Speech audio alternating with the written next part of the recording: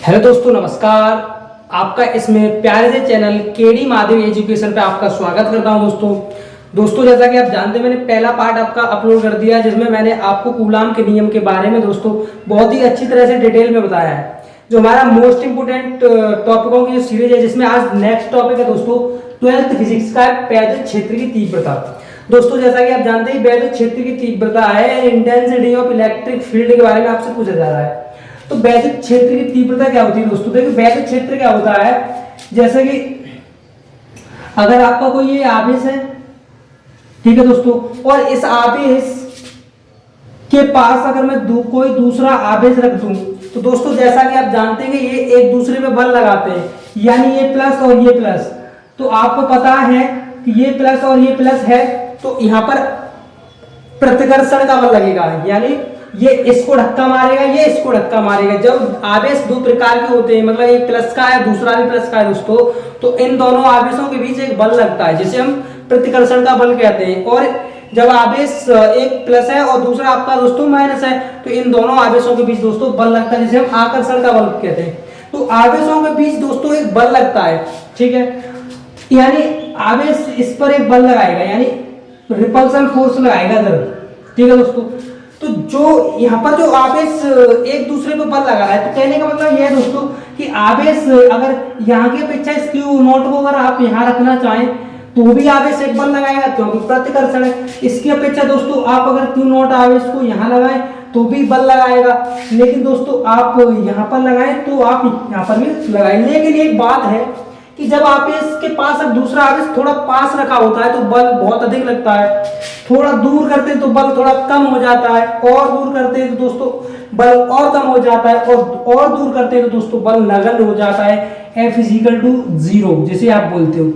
तो कहने का मतलब यह है कि आवेश के चारों ओर का हुआ क्षेत्र दोस्तों, आवेश के चारों ओर का हुआ क्षेत्र जिस पर एक आवेश कोई किसी दूसरे आवेश पर बल लगा सके। दोस्तों सुनिए ध्यान से, आवेश के चारों ओर का हुआ क्षेत्र जो वह आवेश किसी अन्य आवेश पर बल लगा सके उसे हम वैद्युत क्षेत्र कहते हैं। क्या कहते हैं दोस्तों? वैद्युत क्षेत्र कहते हैं, ठीक है। और आवेश क्या होता है? किसी वस्तु को आकर्षण अथवा प्रतिकर्षण करने की क्षमता को दोस्तों वैद्युत आवेश कहते हैं। आइए हमारा टॉपिक है वैद्युत क्षेत्र की तीव्रता की परिभाषा समझते हैं दोस्तों। पहले आइए समझते हैं ये क्या होता है। आइए दोस्तों वैद्युत क्षेत्र की तीव्रता परिभाषा लिखते हैं।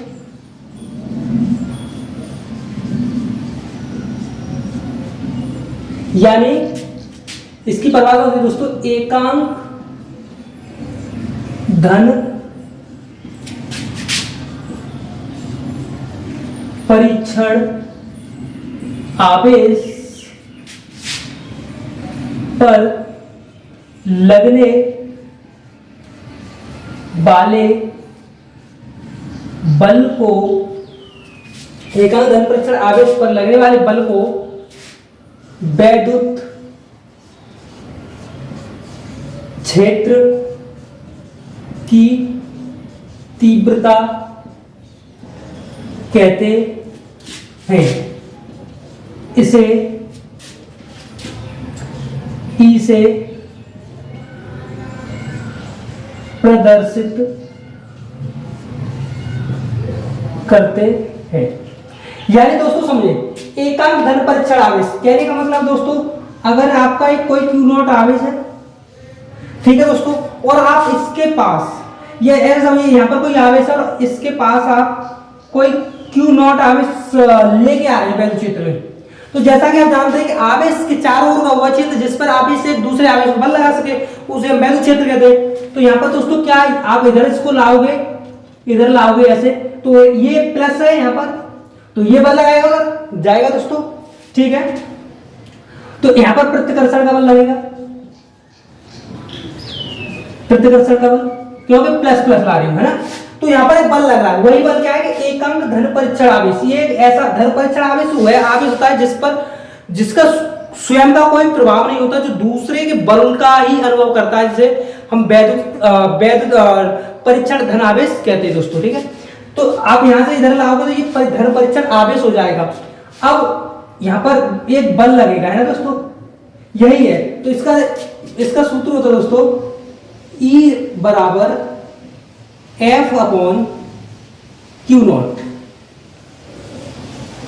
F equal Q not. यहां पर दोस्तों जो आपका E है वो है दोस्तों आपका वैद्युत क्षेत्र की तीव्रता, और दोस्तों F है यहां पर बल, और दोस्तों Q है आपका धन परीक्षण आवेश। ठीक है दोस्तों, धन परीक्षण आवेश। अब दोस्तों इसका मात्रक क्या होता है, यहां देखिए मात्रक देखिए दोस्तों, F बल का मात्रक होता है आपका न्यूटन। क्या होता है दोस्तों, न्यूटन। बल का मात्रक दोस्तों होता है आपका न्यूटन, और आवेश का मात्रक क्या होता है दोस्तों, कूलाम। आवेश का मात्रक होता है आपका कूलाम। तो इसका मात्रक बन जाता है न्यूटन पर कूलाम। अब दोस्तों मात्रक निकालिए इसकी विभव, डायमेंशनल फॉर्मूला क्या होता है, देखिए विभव, देखिए दोस्तों इसकी विभव यानी E is equal to formula है आपका F अपॉन क्यू नॉट। दोस्तों यहाँ पर बल होता है आपका, बल की जो विभव होती है, बल की विभव होती है MLT-2। बल की जो विभव होती है दोस्तों MLT-2, और क्यू नॉट की विभव होती है दोस्तों AT। क्यू नॉट की दोस्तों विभव होती है आपकी AT। अब यहाँ पर ML2 देखिए, यहाँ पर देखिए दोस्तों, अगर हम MLT-2 यहाँ पर रखें, यहाँ पर MLT-2 अपॉन दोस्तों AT। अब यहाँ पर जो पावर प्लस में होती है दोस्तों ऊपर हो जाती है, माइनस में हो जाती है, और माइनस में होती है दोस्तों वो प्लस में हो जाती है।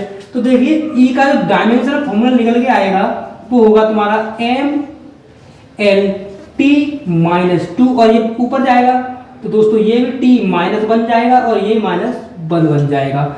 E इज इक्वल टू आएगा MLT-3A-1, और आप इसको बड़े वाले पुस्तक में बंद कर दें। तो दोस्तों यह है आज हमारा प्यारा सा टॉपिक, वैद्युत क्षेत्र की तीव्रता को हमने बड़ी अच्छी तरह से दोस्तों समझा। अगर दोस्तों आपको हमारी वीडियो पसंद आए तो हमारे चैनल को सब्सक्राइब करें, केडी महादेव चैनल एजुकेशन को सब्सक्राइब करें, और दोस्तों हमें मोटिवेट करें जिससे हमारा भी प्रोत्साहन हो। दोस्तों इसके लिए आपके लिए thank for watching this video, thank you.